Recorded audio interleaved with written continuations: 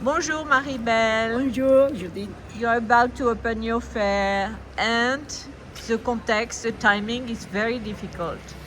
So what do you think? Absolutely, yes. I mean, it's true that, when preparing this edition of the fair, the whole year before that, no, we are all thinking what's going on, what's happening, this is really complicated times. But it's true that today, the day we open the fair, 4th of March, it's going to be a very complex day. So we think a lot about that. I mean, in terms of formally how the fair will evolve, will develop, I think it should not affect much the fair. It's true that this fair, as I always say, is international but not global. So our scope is not so much on the countries coming from Middle East or beyond. And so for the every day of the fair, apart from the psychological and of course the concern in all of us, it should be okay. Also, because art is what we have as a tool to continue sometimes, no? So I think I was talking to some galleries and we were saying, okay, we also have a responsibility in these times to bring some positiveness, to bring some alternative thinking, to really put art in a place that it deserves as a tool for try to understand complexities and try to change the way we relate to each other. That's the only thing we can do now. No? And but there's also the geopolitical complex in South America with what happened in Venezuela. How did it affect the art market for you? Well, truth is, we have two galleries from Venezuela that are sharing a booth, Carmen Araujo and Beatriz Gil, and Alonso Garcés. So there are more galleries. And they had applied before, everything happened, and they are participating. I thought in all this process of, since we select the galleries till the fair, I really thought, being very honest, that with the situation in Venezuela, but also in the world, that some galleries might withdraw.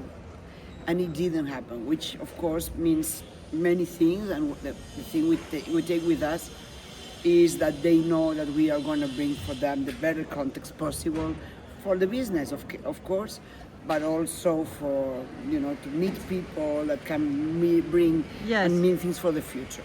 So, but what about the Latin American buyers or Latin American artists? Is there more interest than before? What's going on? Well, truth is, Latin American collectors, many those who were coming from their countries, they are coming. Many Venezuelans are based in Madrid. Those who already were clients of the gallery. So many? See, a good group. Yes. Venezuela is one of the strong communities of collectors here. Yes. Okay. As well as Peruvian and Mexican and Colombian. I would say these four. And since what happened? No, before. Since before. No, but since what happened with America coming to Venezuela, I mean, not coming, having an intervention in Venezuela, is there a different behavior in collecting? How does it affect the art market? Well, we will see. In fact, we will see in Arco. My thermometer is what happens here. I think there's something also in collecting that's this feeling of belonging, the generosity of giving, of buying, but also the belonging as a community that I think might bring, and we will see these days that I think might bring very good things for these artists and galleries. I think the solidarity of collectors is something we sometimes forget, but it's also there. They connect with galleries, they connect with artists, and if they think they can help, they do it. So I think, even though right now I don't have proof, I think it will bring good things to these artists and galleries. Yes, I think so. Yeah. And so more generally, what is special about this year at Arco? Well, one of the things that for me what has been special in this whole year, connecting with what we talked at the beginning, is exactly that, the way the galleries feel so much connected to the fair, as well the collectors, and no gallery withdraws since they were selected. One, because they had another engagement, but not more. And I thought, the situation is complex. In the art world, every 2-3 weeks there's a new comment about something. So I thought this might be a difficult year. That was my approach, honestly.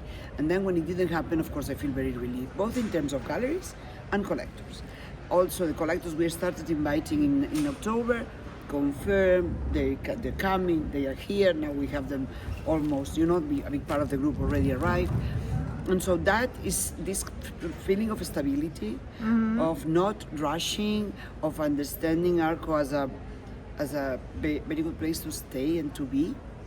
That is something very special. It's not hectic, it's not tense. Yes. And can we speak about what is the range of prices at Arco? Well, in fact, I've been receiving today a few of the numbers because, we see the previews of the galleries that we share, but I didn't have these numbers. I'm not too good at that. But today I have that there are pieces from 400. Of course, there's the section of books, and there you can buy a book of an artist book for 20. Yeah. But in the galleries, from 400, and the highest I received today is 2 million. So there must be highest. But The middle range is like absolutely. 50. 50, yeah, absolutely. From 10 to 100, I think you can find lots of pieces here. But of course, there's one Morandi, there are several Dalis. So I don't have those prices specifically, but yes, there's a wonderful Cristo. But in a way, it's a reasonable fare, right? Yes, I think it always has been. In fact, for these times, that might be positive. No, it has never been the fair. Well, when you discover, it's a fair where you discover an artist, when you find an important piece of an artist whose career is about to be very well known. Never like the blue chip, maybe never the blue chip or super spectacular piece, but the construction of the career of artists. And now that's the thing, the plus for these times, no? Muchas gracias. Gracias a ti.